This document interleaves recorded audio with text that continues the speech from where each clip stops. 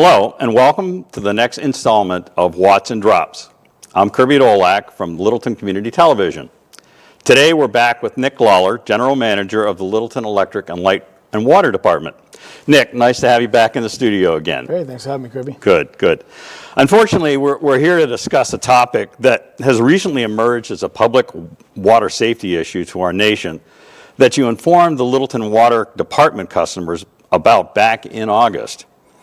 In fact, the next several episodes of Watts and Drops are going to be focused on the issues of these water contaminants. In today's program, we're going to discuss the history of per- and polyfluoroalkyl substances, also known as PFAS, and their impact to Littleton residents. Nick, I got to say, I feel like I'm back in organic chemistry. Help us understand and frame for us why it's important that Littleton residents now know about PFAS. Well, I'm glad, Kirby, that you told the public what PFAS stands for, and now I don't have to do it.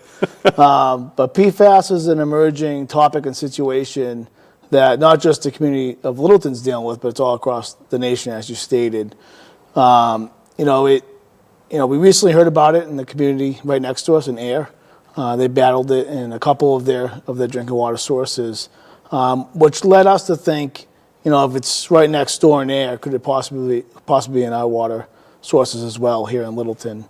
So we tested all of our supply, and we found PFAS present in all supply, but most of it was at non-detect, 2 parts per trillion levels, not enough that you have to worry about it. Unfortunately, in our Spec Pond source, we found 24 parts per trillion, which is below the current EPA health advisory of 70 parts per trillion.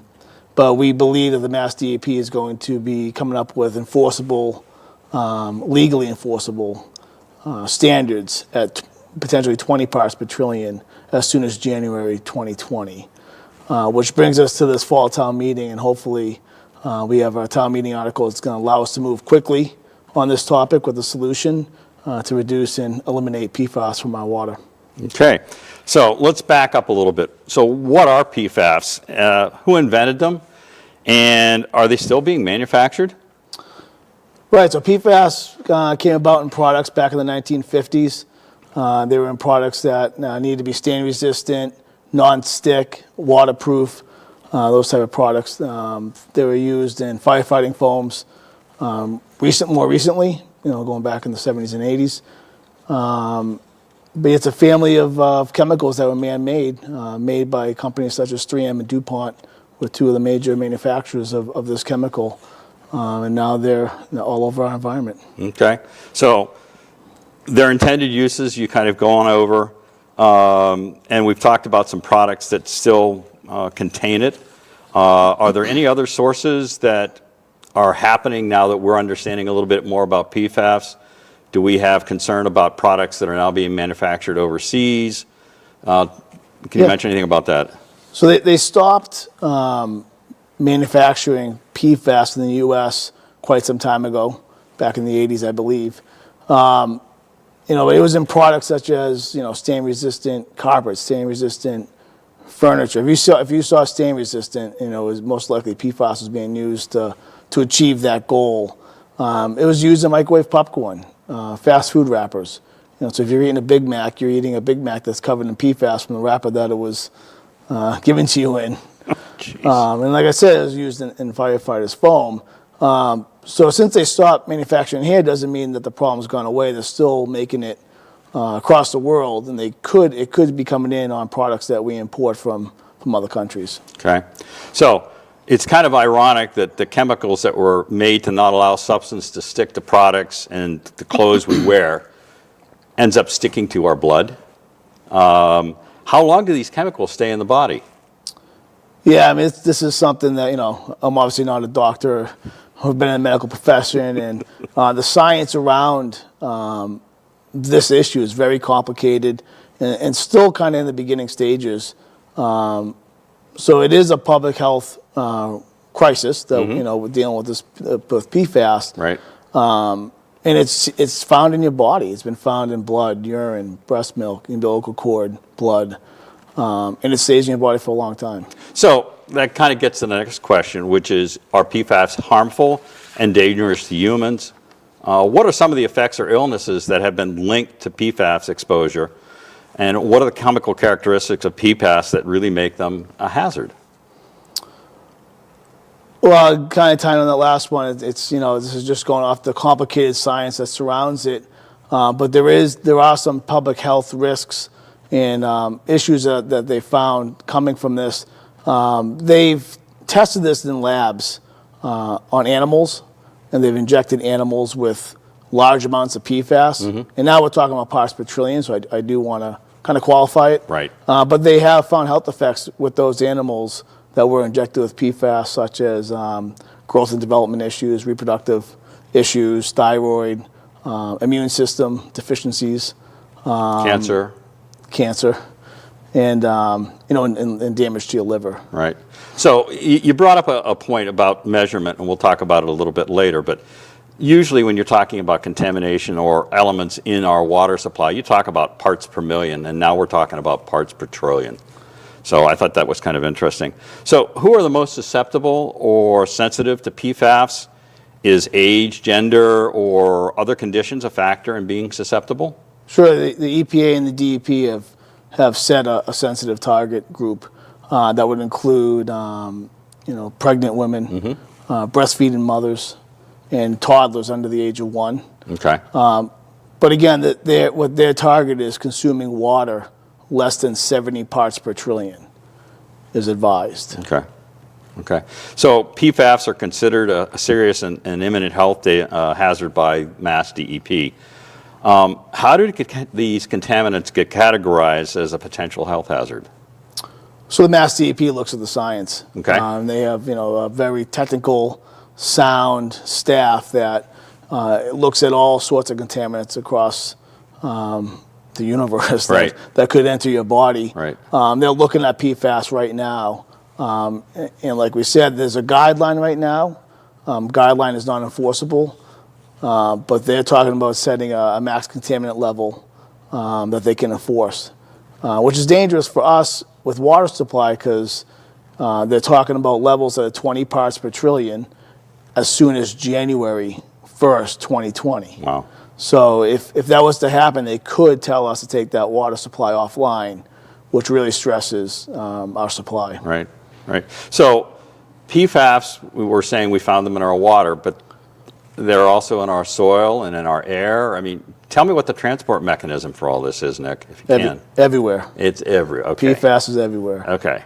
So it's not new, but it's new with regards to understanding it and what the possible effects are, like the impact on increasing cholesterol in the body, for instance. And I was reading through some of that scientific lore, and I was like, okay. Right. So are our public water sources affected? That's a big question we have. And how did we find out that Littleton had this chemical contamination? Well, so I mentioned earlier how we found out. We voluntarily did testing of all of our sources of water because we wanted to know. We pride ourselves in being good stewards of our water to the Right. customers that we care deeply about. So we do quarterly sampling anyway for all sorts of things: lead, copper, iron, manganese. Everything the DEP requires us to sample. It happens on a quarterly basis. It gets sent to all our customers once a year through our consumer confidence report. Okay. But the PFAS was voluntary. We wanted to know the answer. Yeah, I mean, that's a good point because from what I read from the DEP website, it wasn't a mandatory testing. Again, kudos to the water department for keeping ahead of these things because in doing and understanding the research of how the EPA goes back and categorizes things that could be contaminants, it's quite a large list and a lot of stuff to manage, that's for sure. That's scary, huh? Yeah, it is. It is. Now, you mentioned the public can see the results of the testing through your quarterly reports. Is there anything on site that talks about the testing that gets done on a regular basis at the well sites, for instance? Right, that's all part of that consumer conference report Okay. that goes out. Okay. Talks about everything that we found in the water Okay. and how it relates to DEP standards. Okay. Is there anything at the state level that people can take a look at too that looks and profiles our water supply at the DEP? Was just curious. I'm not sure. Okay, okay, all right. Now, you made a comment about neighboring communities. Are there neighboring communities, well, and waters that are affected? And where else are PFAS found in Massachusetts? Particularly, I know on the Cape there were comments about hotspots, but also you made a comment in reference to that it's not actually in Massachusetts, but it's across the nation and in the world. So any comments about, other communities that are battling this issue or dealing with the issue? Sure. I mean, it's kind of at the forefront right now in New England. I think, in New England states are usually pretty proactive with public health. So Vermont, New Hampshire, Mass have been leaders in trying to set that mass contaminant level so that way, people's health could be protected. It's everywhere. It's in air right next door. It's in Westfield across the state. It's in Providence, in Rhode Island. It's in Michigan, Minnesota, L.A. I mean, they're going to find it everywhere. Okay. It's a national crisis. So how are they detected? How do you measure it, for instance, and who sets the maximum contaminant levels for exposure limits in our water supply? Yeah, but before we get there, Okay. one thing that probably should be mentioned is private wells. Good point. Because it is, it could be found in a private well, and we're not required to sample private wells, but there are some private wells that are around Spec Pond that could have that contaminant in there. So we're working with the Board of Health. We're trying to identify ourselves where people might have private wells, because they're not our customers, so we don't know where and if they exist. But we want to make sure we include those people as well in our communications, because just because you're not a customer of ours doesn't mean you're not part of the community. Right. So what would the plan be in that regards? Would it be, as you identify the wells, to get that population in and explain what might be available for in-home filtration and things along this line? In-home filtration is a tough one, because there is in-home filtration available, but it removes it to the level of 70 parts per trillion. Oh, so it's at the larger EPA standard, not what may be coming up for. And our water is below 70 parts per trillion. Okay. So the testing's not going to really show anything then? Well, the filter's just going to make you feel better. Okay, that's not until they refine that technology and are able to remove it, point of use lower than 70 parts per trillion. So, that kind of brings up the next question, and you kind of answered it, but, about home filtration kits. But should the susceptible population you talked about, the pregnant moms, the nursing moms, the kids under one, should they be using bottled water instead? That's another complicated question, Kirby. I kind of like to handle this to you, Nick. Yes, if you're in that sensitive group, you should be taking precautions to try to limit your exposure to PFAS. So I would recommend bottled water as an option. Okay. But again, it's been found in bottled water. So make sure you do your research and know what you're drinking if you're going to go out there and spend the money on bottled water. Okay. So how might the DEP's maximum contamination or contaminant levels affect how Littleton and other Massachusetts communities mandate how they treat their public water? I mean, somewhere along the line here, what they're asking us to do has to happen inside each one of the communities. So how do we deal with it? We don't know that yet. It's going to be that's a tough question to answer, because we don't know how they're going to roll it out. We don't know if it's going to be 20 parts per trillion. We don't know if it's going to be January 1st, 2020. We don't know if it's going to be phased. It could be one of these. They've phased in MCLs before, where they'll say we're trying to get to 20, but we understand solutions take time. Right. But we do know they're taking this very seriously, and they're going to promulgate regulations, and we're assuming that it's going to be 20 parts per trillion, January 1st, 2020, because we haven't heard anything different. Okay. And I think some of the national events that have happened with public water supply, with lead in Flint, Michigan, with lead in I believe it was either Newark or Trenton, New Jersey, kind of have people's attention, and wants to make sure the regulators are doing their job. Right.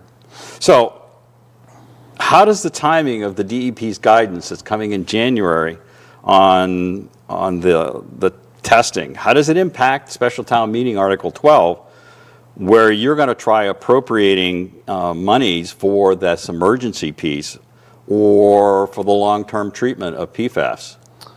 Yeah, it's quick, huh? Yeah, it's coming real quick. Yeah. No, I mean, we're fortunate enough it came when it did. We found out in August, like you mentioned, Yep. that we had PFAS in our water. We have very talented staff, led by Kevin Hunt on the water side and staff below him, that take this very seriously. So, we've already engaged engineers. We have CDM working with us right now. Okay. And they have done the work in air, so they're very familiar, and they did the work in Westfield, Mass. So they're very familiar in this area with dealing with PFAS, and we're thinking that that will lead us to a quick resolution. But that special town meeting article is looking for monies for both temporary treatment, because we want to keep Spec Pond online, Right. all while giving the community safe water to drink. Right. And also work towards a permanent solution, because it's about $1.5 million a year in a temporary fix for PFAS. Right. Those are some of the topics we're going to hit with Corey the next time when we talk about the engineering solutions. Yep. But so going forward, how is this information about the health issue going to be communicated to residents, and on what kind of frequency? You're going to start hearing from us over the next couple of weeks. There will be a public notice that comes out that the Mass DEP and our staff have been working on. We're going to have literature on fall town meeting and why it's important to come out and vote. Specifically for some of the things that we're interested in. It's always important to be a fall town meeting anyway. Right. We have a website page dedicated to PFAS, www.lelwd.com/PFAS. Okay. I can't stress enough that myself or Corey Godfrey, our environmental analyst, are available 24 hours a day to answer your concerns. Excellent. You kind of answered that next question, which was clearinghouse and who's the contact point going forward. And you're doing a great job with that. So, Nick, thanks for taking the time to explain to our viewers about this emergency public water issue. I know Littleton residents appreciate your leadership and advocacy for the safety of our public water supply. So, thank you. Yeah, great, and thanks for giving us a forum to reach our residents. Sure. So, our next episode, we kind of alluded to it. We're going to be talking to Corey Godfrey, no stranger to the Watson Drops program. He's from the Littleton Water Department, an environmental analyst who's actually going to discuss the practical solutions that the Littleton Water Department plans to use on PFAS contaminants. Thank you. Great, thanks, Kirby.